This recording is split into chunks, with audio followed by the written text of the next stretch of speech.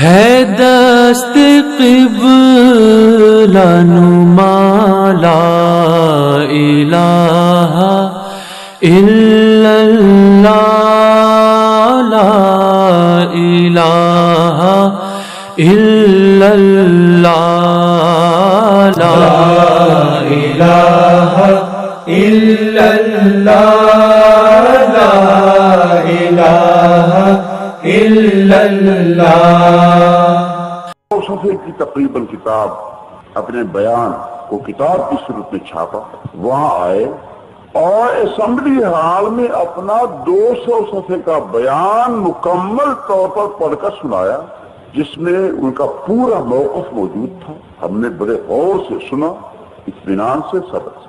اس کے بعد یہ درست ہے کہ ہمیں بھی تشویش لاحق ہوئی کہ اس کی تقریر کے بعد ممبروں پر کچھ اثر تھا،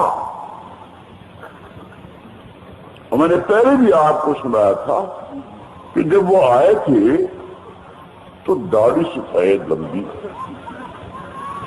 جا کر دیکھ لو، سفید سفید پگڑی، پگڑ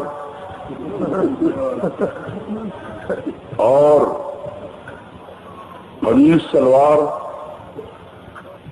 اس صورت میں جب وہ اسمبلی کے اندر پہلی مرتبہ داخل ہوئے اور ممبروں نے دیکھا، اور ممبروں کی اکثریت اس سے پہلے نہیں دیکھا تھا، اور میں بھی انہیں میں شامل تھا، تو ہمیں گھور گھور کر کہنے لگے کہ دیکھو یہ داڑھی سفید اور تم کہتے کافر ہے، حد ہو گئی، حد ہو گئی، یہ پگڑی اور تم کہا یہ شکل کافر کی ہے۔ مولوی صاحبان تم بھی عجیب باتیں کرتے، یہ کافر کی شکل ہو سکتی ہے؟ یہ ذہن تھا۔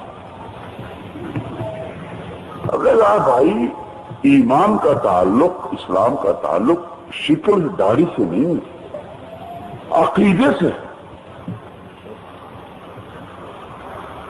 غرض یہ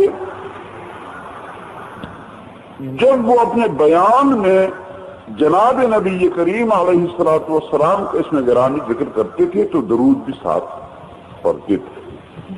جب وہ درود پڑھتا تھا تو اس طرح ممبر میں کہتے دیکھو حضور کو درود بھیج رہا ہے، تم کہتے کافر۔ کبھی کبھی وہ قرآن کریم کی آیتیں بھی اس بیان میں پڑھتا تھا تو ممبر کہتے کہ دیکھو قرآن کی آیتیں پڑھ رہا ہے، تم کہتے ہو کہ یہ کافر ہے۔ تو ذہن اس طرح بنا۔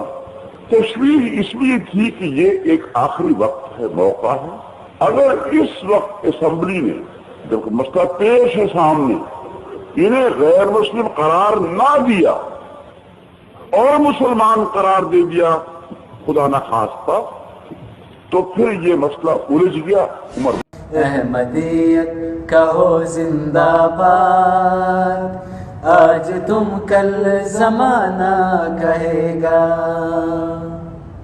بریابر شجر ہے دیوانوں، تا قیامت یہ پھولے پھلے گا، بریابر شجر ہے دیوانوں، تا قیامت یہ پھولے پھلے گا، احمدیت کہو زندہ باد، آج تم کل زمانہ کہے گا۔